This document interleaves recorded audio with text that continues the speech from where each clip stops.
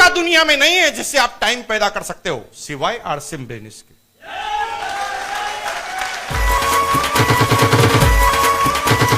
मेरे पास 24 घंटे थे, मेरे पास 24 घंटे थे और मैंने क्या किया, उन 24 घंटे में से कुछ समय चुराया और अपने 2 दोस्तों को यह बिजनेस के बारे में बता दिया। दोनों दोस्त भी 1-1 घंटा आरसीएम में काम करने लगे, लेकिन मेरी टीम में थे तो उनके लिए अगर काम हो रहा था तो मेरे लिए भी काम हो रहा था। तो 24 घंटे तो मेरे पास थे, 2 घंटे मैंने जोड़ लिए तो हो गए 26।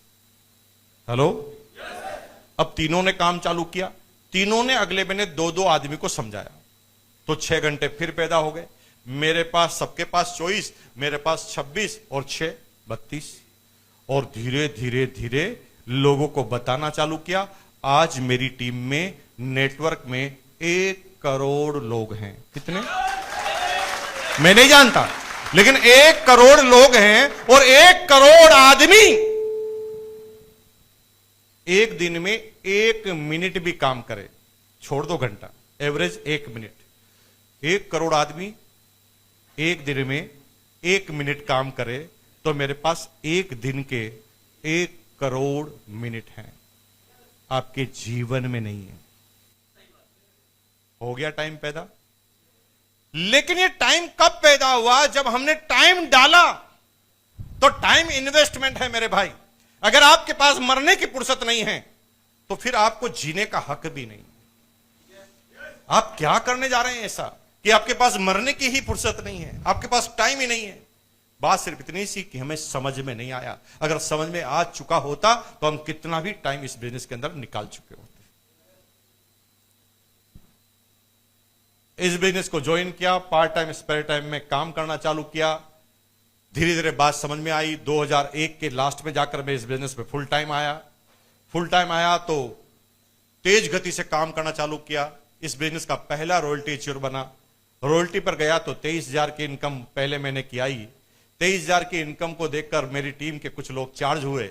उन लोगों ने भी मेरे साथ काम करना चालू किया। अब मेरा काम तेज गति से बढ़ा। 2002 अक्टूबर में मैं इस टीम का, इस बिजनेस का सबसे बड़ा अचीवर बना। मेरा 1 महीने का कमीशन उस जमाने में हो गया था 2,85,490 रुपए का। वो चेक मुझे अभी तक याद है, 2,85,490 रुपीज। ये बात कर रहा हूं सन 2002 में। उस समय मारुति 800 आती थी 1,75,000 में। 1,75,000 की मारुति 800 आती थी और मेरा चेक था 2,85,000 रुपए। जूही में इस गति से आगे बढ़ा, जीवन में कभी सोचा नहीं था।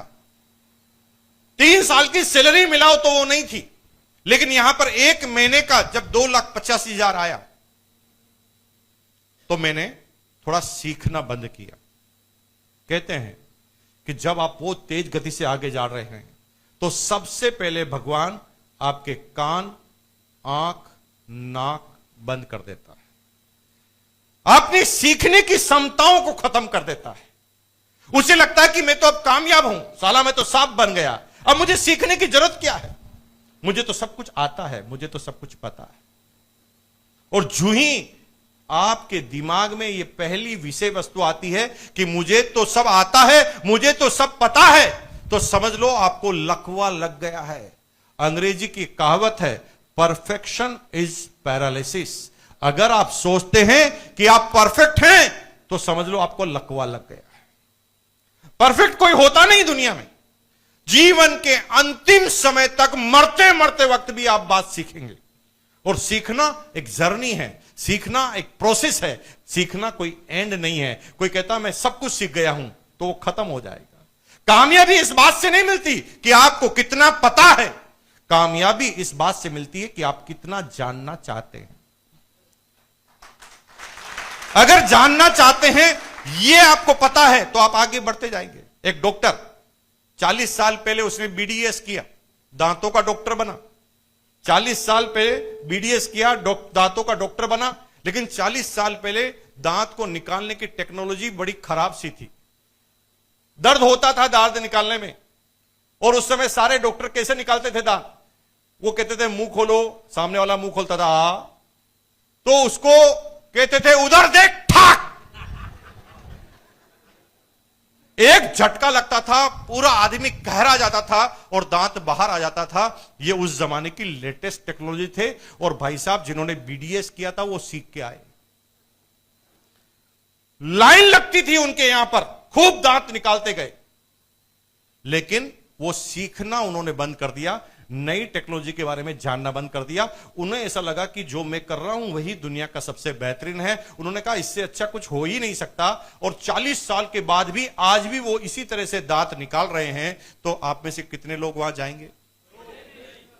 एक आदमी जो सबसे टॉप पर था, नहीं सीखने की वजह से वो जीरो पर आ गया। सीखना प्रोसेस है। धीरूभाई अंबानी 8वीं पास ही था भाई साहब, गलत फहमी का शिकार नहीं था। वो हमेशा कहता था यार मुझे कुछ नहीं आता, मुझे बताओ ना। उसकी कंपनी के इंजीनियर से वो खुद पूछता था कि भाई तू पढ़ा लिखा है, तूने आईआईटी की है, मैं तो 8वीं पास हूं, तुझे रखा ही इसलिए कि तू बता कि पैसा कैसे कमाऊं। हमेशा कहता था मुझे कुछ नहीं आता, मुझे कुछ नहीं आता, मुझे कुछ नहीं आता, मुझे थोड़ा सिखाओ ना, मुझे थोड़ा बताओ ना। वो सीखता गया, सीखता गया, सीखता गया, सीखता गया, सीखता गया, सीखता गया, सीखता गया, सीखता गया, सीखता गया, सीखता गया, सीखता गया। Number 1 in the India. मरा था तो 65,000 करोड़ का साम्राज्य लेकर गया था, लेकिन वो सीखता गया। आप सीखते जाओगे, आप भी आगे बढ़ते जाओगे। जिस भी दिन आप कहोगे इसमें क्या बड़ी बात, ये तो मुझे पता है, समझ लो आपका एंड हो गया। अब आप आगे नहीं बढ़ने वाले। सीखना चाहो तो 4 साल का बच्चा भी सिखा सकता है।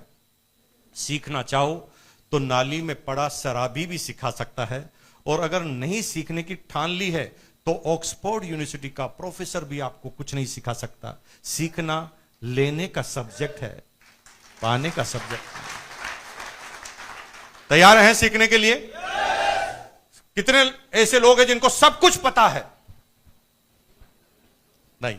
हाँ, धीरे धीरे अभी समझ में आ रही बात कि कोई भी आदमी कहे ये पता नहीं यार, आप थोड़ा बताओ ना इसके बारे में, मुझे थोड़ी ज्यादा जानकारी नहीं है। सुनो, सीखो, और सीखते गए तो एक दिन टॉप पर आप उस क्षेत्र में खड़े होंगे। That's all. तो अब मेरी बात आई कि भाई 2,85,000 का चेक आया, साला मैं तो साफ बन गया। थोड़ा घमंड आ गया मेरे अंदर। मुझे लगा कि यार मुझे सब पता है। अब ये सारे लोग, इनको कुछ नहीं आता, मुझे आता है, इसका मतलब मैं महान हूं। और मैंने उस दिन से, जिस दिन से अपने आप को महान समझा, उस दिन से मेरा पतन चालू हो गया इस।